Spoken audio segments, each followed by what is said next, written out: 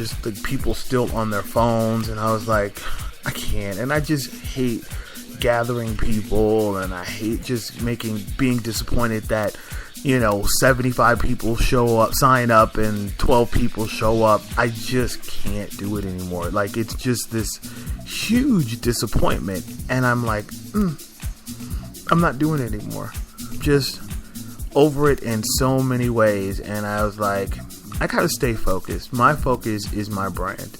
My focus are the individuals who like my website, go to my website, dig it, get it, understand its philosophy, understand its purpose, and that's what I'm for. If I can DJ events in the on the side because someone's asked me to DJ, great. But I'm not putting together dance parties anymore because just people don't like to dance, and I don't get it. It's like I look at these big events like white parties and black parties and all these balls, and there's people just dancing in by the thousands. And I go, so some people like to dance, but it's like locally when you just go to a bar or a club, people just don't do it. And I don't understand it. I spent my 20s and my 30s partying, sweaty, just a sweaty mess, just enjoying my life to the best DJs around. David Harness, DJ Andrew, all these people that I grew up with listening to, and I go, is this really a thing of the past? Is this really a thing of the past? And I'm afraid that it is.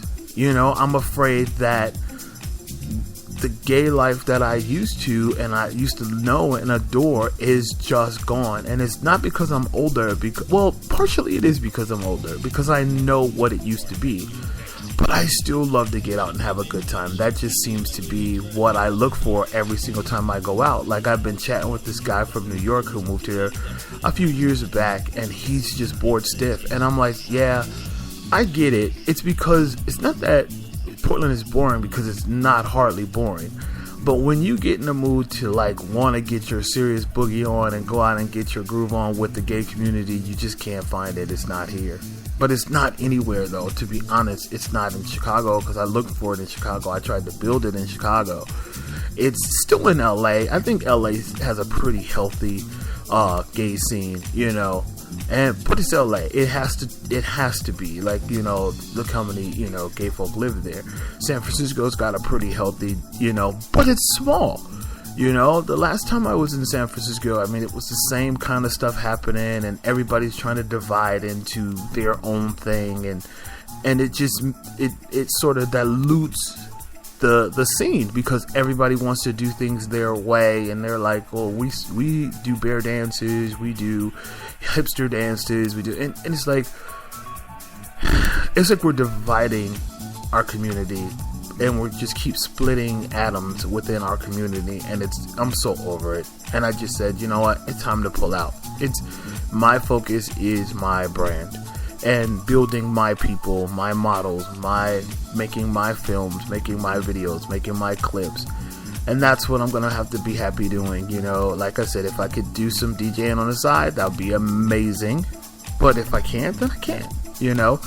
Going back to writing and trying to get my books back out there, that's my focus, and I think that's where I'm gonna stay, and it's nice, it feels good to accept the things that you can't change, and I know that was like a saying, like in some type of, I wouldn't say a poem, but I think it is a famous either affirmation or poem, where it suggests you to accept the things you can't change.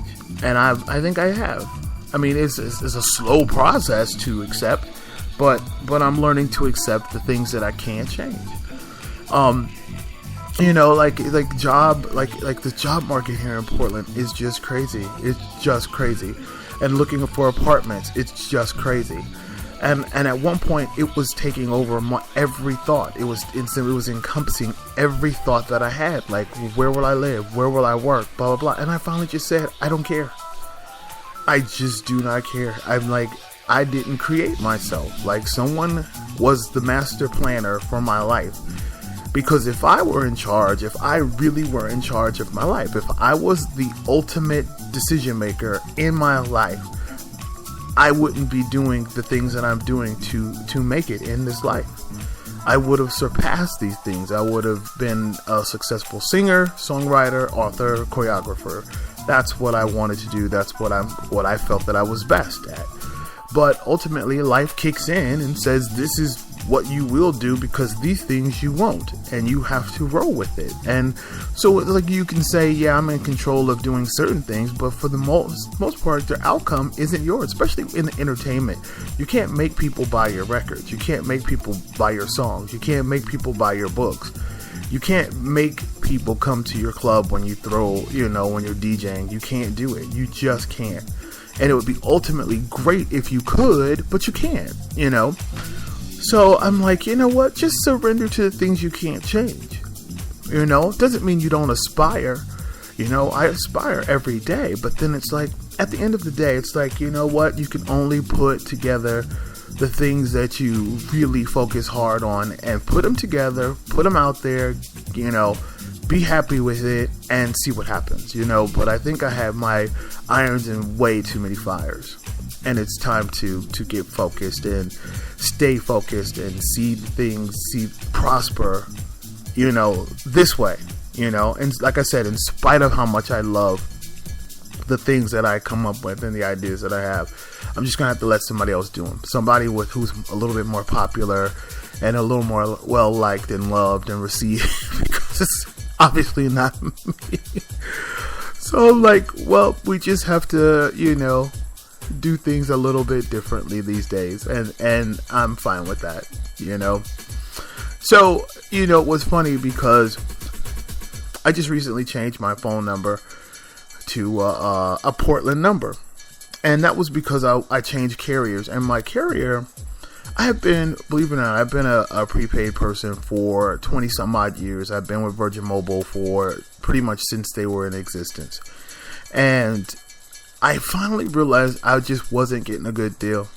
I was just like, I'm over it. Like, you find out that, I was really always making sure that I didn't run out of minutes, because I didn't talk. I'm not a very big talker on the phone. Like, those days for me are over. I'm much more of a texter. And so I was like, I had heard, I was like, this one company is doing this deal, and they were like, cool, because Virgin basically was trying to convert people to go to Sprint, because Sprint, Virgin, Boost are all the same company, basically on the same towers. And so Sprint was trying to get Virgin Mobile people to go on a contract with them, and they wouldn't do credit checks or anything. And I was like, I don't want to do that, because I don't really care, because I don't want to be on contract. When I want to leave, I want to leave. And I like to be able to get a phone that I like without waiting to change my phone. I just, like, to me, I just don't care. I'm not into it. But the point of the story is this. I changed my carrier, and instead of taking my old phone, my Chicago number, I decided to go ahead and keep this temporary Portland number. And I was like, you know what? It's time for a change. It's like I've been holding on to Chicago because it's not been my favorite place. Like, I mean, it was at one point, but Chicago has memories that I don't really love. And so I decided, okay, I'm going to keep my Portland number and just kind of, send out the messages, say, hey, I got my new number, blah, blah, blah. And while I was sending out my text messages, I was like, wait a minute. This is an opportunity to clean house. Like, there's some people that I just don't want to be in touch with anymore. And it's not a mean thing. I think it's an honest thing. It's like, it's like things just don't. I'm to the point, like, I'm in my 40s. And it's like friendships are either real or they're not.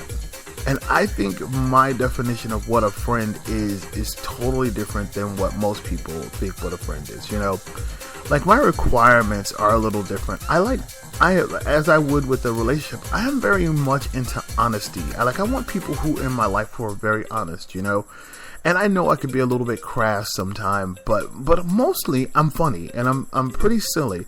And I may not come off that way always on my podcast, but I'm really kind of funny.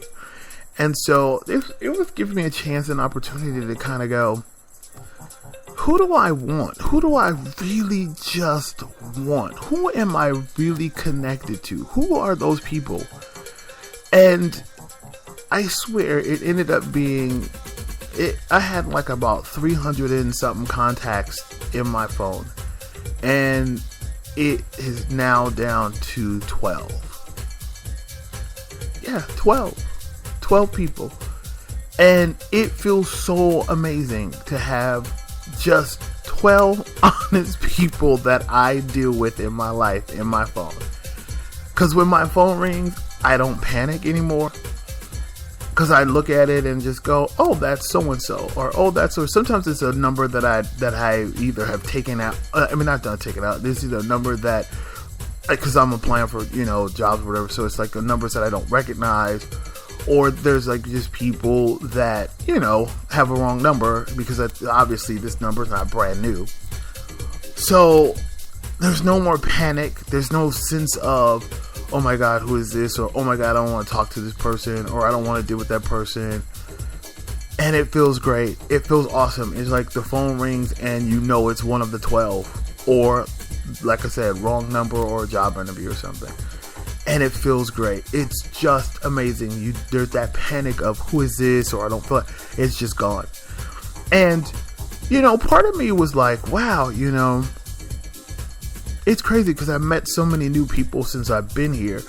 But I also realized, and I was telling my friend April this, it was like, I like not having demands on my time. I like waking up on weekends and just going and not feeling like I have to say, yeah, that sounds good, let's do that. Or I'll let you know. Right now I'm kind of running errands, blah, blah. And I'm not a liar. I'm not a good liar at all. And so I find myself feeling obligated to stretch the truth a little bit and say, let me let you know about that. I'm a little tied up this weekend, or sending text and being shady about my text, like responding really, really late, knowing that it's way too late to do the things that I probably could have done with that person had I answered sooner. And it's just like I felt myself feeling overcommitted to people. And it's weird because the one person that I was most interested in keeping as a friend, I decided I just didn't want the friendship anymore.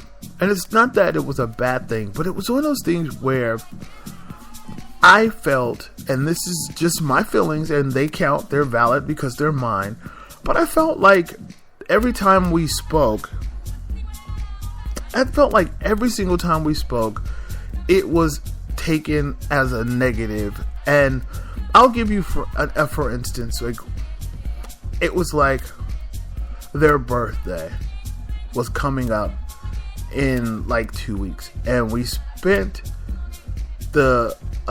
we went to an event and had a pretty decent time, at the event. Like, it was a horrible show, but just hanging out was fun to me. I was like, cause the person's very nice, he's very cool, blah blah blah. And so I had contacted him based on just haven't not speaking in a while. So I was like, hey, what's going on? And he's like, hey, you want to do this? And I'm like, sure, let's do it. So while we're hanging out, the idea of me coming to his birthday function comes up in passing, and I say, sure, I'll be there, why not, that'll be fun. But I changed my phone number. But in that time frame, I changed my phone number, but my old phone number was still working. Okay, you following me? So on my iPhone, my old phone number was still working, and on my new phone, I could still get phone messages from anybody, from all the people that I was going to send it to. So during that 2 weeks, I never got a reminder or anything about the birthday party. And I was like, okay, cool, fair enough. Because I feel like if you want me to come, you'll remind me. I'm like, hey, it's going to be at such and such time. It's going to be on this day, blah, blah, blah. Because I never got any real details. I just got, vagueness, And that just helped me decide, you know what, this friendship's not going anywhere. It seems cool, but it's not going anywhere. It's not mutual. It's not going anywhere. And I was like, this. It really made me